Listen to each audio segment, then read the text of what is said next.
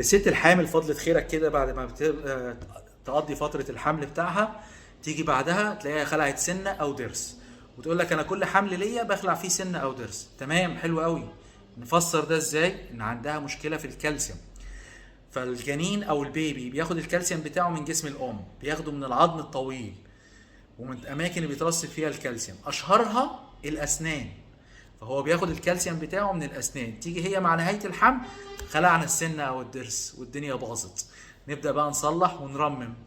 ده المفروض يحصل.